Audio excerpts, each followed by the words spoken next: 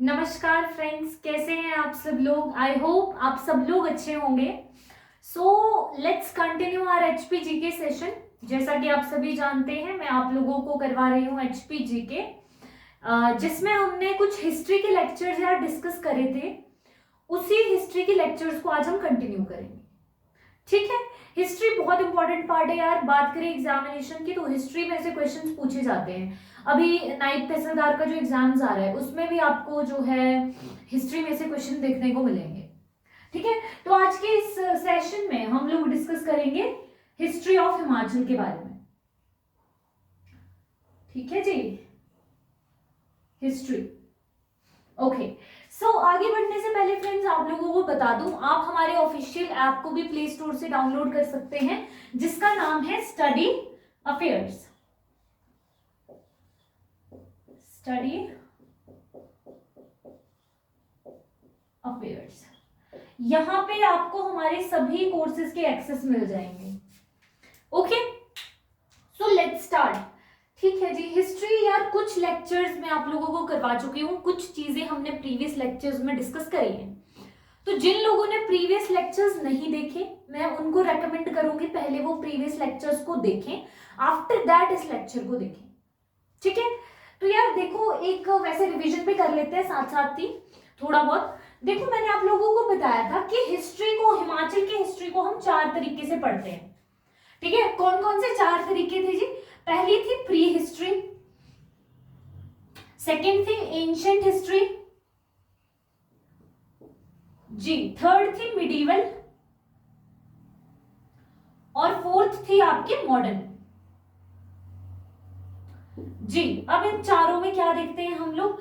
देखो, प्री और एंशिएंट की ना हमारे को ज्यादा लिखित प्रमाण नहीं मिलते हैं, यानी कि इनके बारे में चीजें बहुत कम लिखी गई हैं। ठीक है, तो इसके साथ ही मैंने आपको सोर्सेज भी बताए थे जिनसे हमें पता लगता है प्री और एंशिएंट हिस्ट्री के बारे में। 2 तरह के सोर्सेज डिस्कस करे थे, एक थे आर्कियोलॉजिकल सोर्सेज और second one is your literary sources.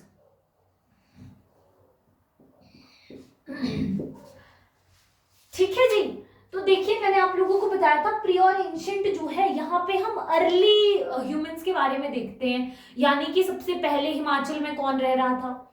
ये सारे सवालों के जवाब इन दोनों यहाँ पे छिपे हुए हैं, और इनके बारे में हमारे पास लिखित ज्यादा प्रमाण है नहीं, तो हम इनके बारे में पता लगाते हैं आर्कियोलॉजिकल सोर्सेज से। अब आर्कियोलॉजिकल में क्या आते हैं? फॉर एग्जाम्पल आपके टूल्स हो गए, या आपके कोई फॉसिल्स मिल गए हमें, इनके कोई और रिमेन्स मिल गए। ये सारी चीजें किस में आती हैं?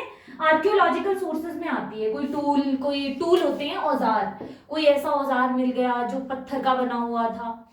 ठीक है, तो इनसे हमें पता लगा ये लोग कैसे रहते थे मेजरली। तो आगे के जो सोर्सेज हैं, मिडीवल और मॉडर्न। मिडीवल में आप क्या देखते हो? मिडीवल में आप देखोगे मुस्लिम्स के बारे में। मुस्लिम्स का इन्वेजन होता है हिमाचल में, तो किस हद तक होता है, कहां तक वो आते हैं, कितना एक्सपेंशन करते हैं, ये सारी चीजें आप कहां देखते हो? मिडीवल में। उसके बाद मॉडर्न और मिडीवल में आप बेसिकली ना यार बीच में कुछ सिख्स राइज हो जाते हैं, बीच में आपको गुरखास देखने को मिलेंगे हिमाचल में, फिर आपको ब्रिटिशर्स देखने को मिलेंगे हिमाचल में। तो इन्हीं में छिपी हुई है हिमाचल की हिस्ट्री। समझ आई बात? यार देखो, पहले आप पढ़ रहे हो यहाँ पे कौन रह रहे हैं? ट्राइब्स, और कुछ ट्राइब्स बाहर से इन्वेड करके आ रही है हिमाचल में रहने के लिए। ठीक है, ये तो जिन लोगों ने इंडियन हिस्ट्री पढ़ी होगी ना, वो उनको पता होगा कि इंडिया में भी बाहर से ट्राइब्स का इन्वेजन हमें देखने को मिलता है। वही चीज हमें हिमाचल में भी देखने को मिलती है प्री और एंशिएंट के टाइम पे। इसके बाद हम मिडीवल में देखते हैं मुस्लिम्स आ रहे हैं, ठीक है, किस हद तक आ रहे हैं, और साथ ही साथ मॉडर्न में हम देखते हैं सिख का रोल देखेंगे, गुरखास का रोल देखेंगे, ब्रिटिशर्स का रोल देखेंगे। समझ आई बात? ठीक है, तो ये चीजें हम लोग इस तरह से हिमाचल की हिस्ट्री को हम लोग लेके जाने वाले हैं। डन। और साथ ही साथ मैंने आप लोगों को लास्ट लेक्चर में कुछ और चीजें भी बताई थी, जैसे कि मैंने आप लोगों को बताया था कोल्स के बारे में, यानी कि हमने एंशिएंट हिस्ट्री स्टार्ट करी थी, जिसमें एंशिएंट हिस्ट्री में मैंने आपको सबसे पहली चीज कोल्स के बारे में बताई थी कि कोल्स जो हैं ये ओरिजिनल इनहैबिटेंट्स हुआ करते थे हिमाचल के। ओरिजिनल इनहैबिटेंट्स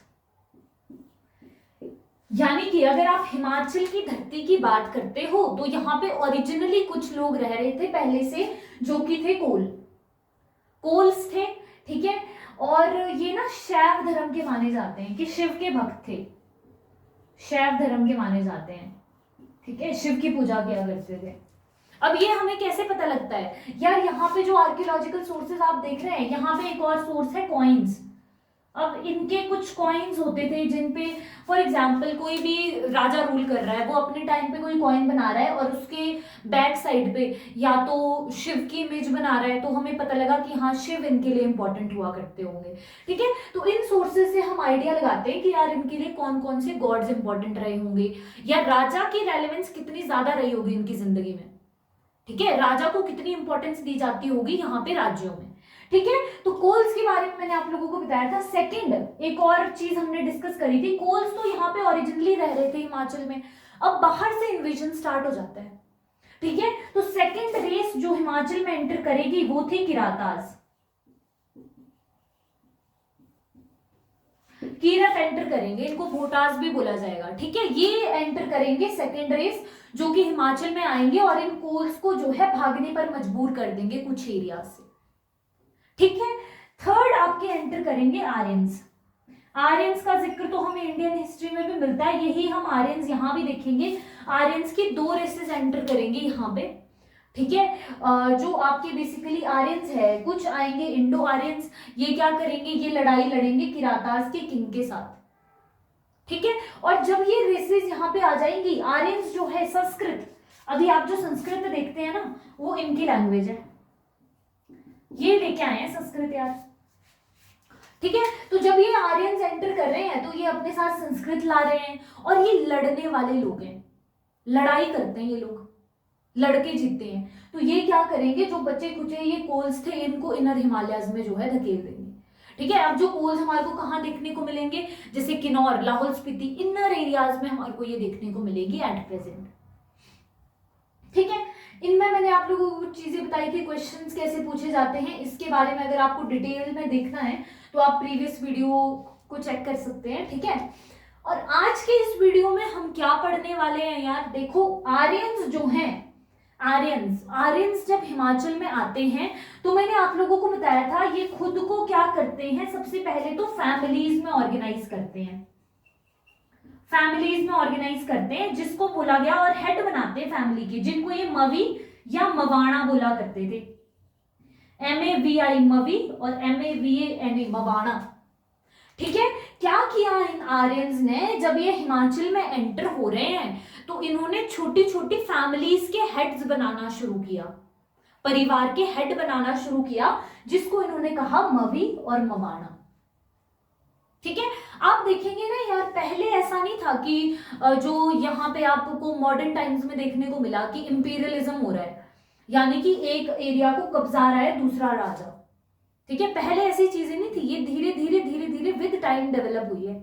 ना ही पहले ऐसा कोई सिनेरियो था कि जहां पे राजा का बेटा ही राजा बनेगा, ठीक है। लेकिन बाद के पीरियड्स में आप क्या देखेंगे कि जो राजा है उसी की एक बेसिकली डायनेस्टी चल रही है और उसी का बेटा जो है वो राजा बन रहा है, तो ये चीज हमारे को डिफरेंस देखने को मिलता है, ठीक है। तो यहाँ पे आर्यंस अर्लियर स्टेजेस पे क्या कर रहे हैं, जब ये आर्यंस यहाँ रह रहे हैं तो ये यहाँ पे फैमिलीज में ऑर्गेनाइज हो रहे हैं पहले तो, और मवी और मवाणा अपने हेड बना रहे हैं। अब ये फैमिलीज को लगता है यार क्या हम तो छोटे छोटे फैमिलीज हैं यार, अब ऐसा करते हैं ग्रुप्स बना लेते हैं।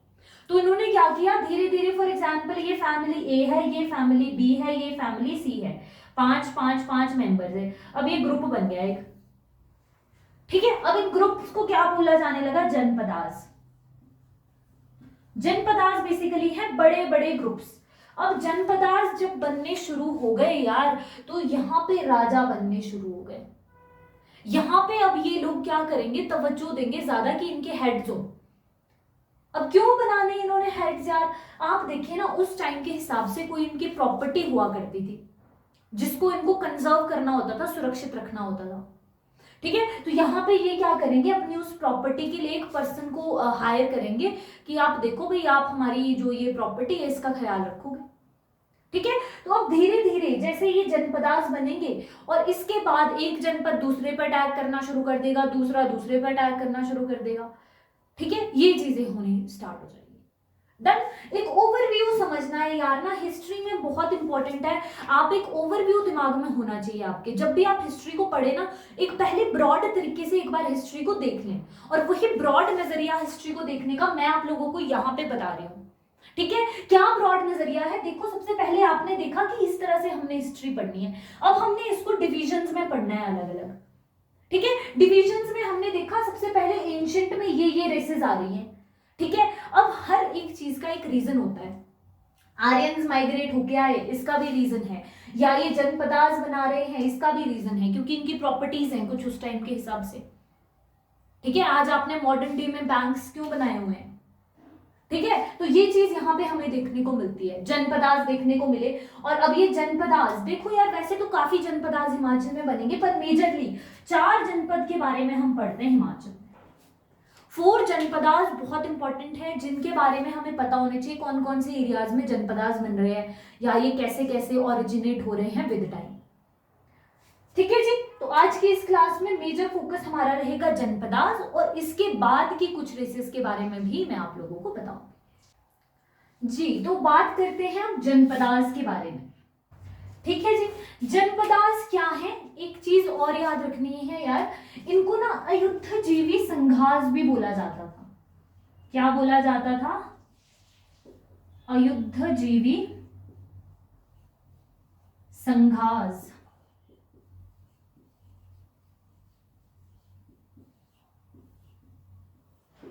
अयुद्धजीवी संघास, अयुद्धजीवी संघास का क्या मतलब होता है यार,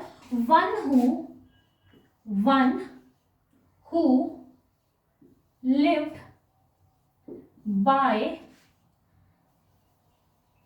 profession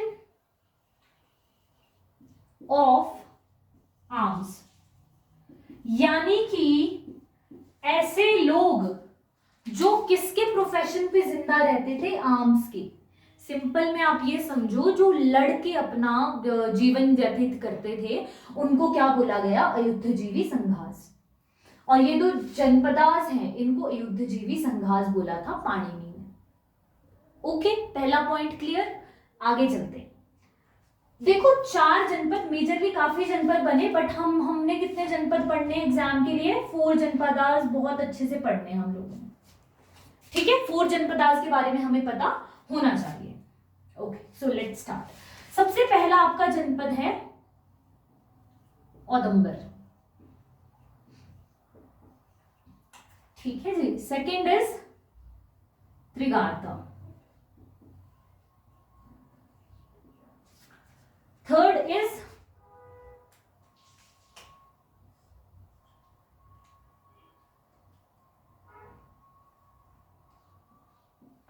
कुलुता, और फोर्थ है कुनिंदा, या फिर इसे कुलिंदा भी कहा जाता था, कुलिंदा या फिर कुनिंदा।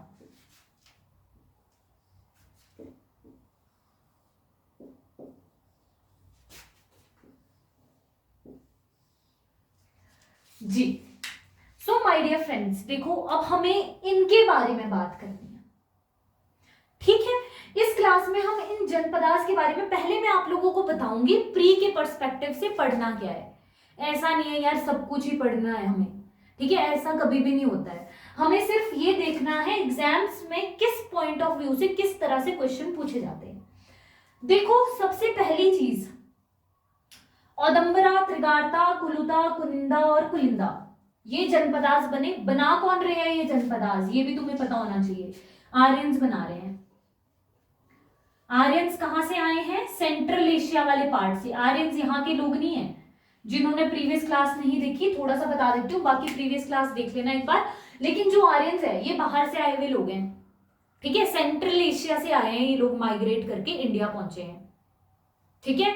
तो इंडिया में रह के अब ये लड़ने वाले लोग हैं, वॉर करते हैं, लड़ते हैं, लड़ाकू हैं, ठीक है, तो इन लोगों ने क्या किया, यहाँ पे आके जनपदाज बनाने शुरू किए। अब कितने जनपद बने मेजरली, 4, वो है ये जनपदाज। और अगर आप लोगों को वीडियो पसंद आता है यार, लाइक शेयर और कमेंट जरूर करें।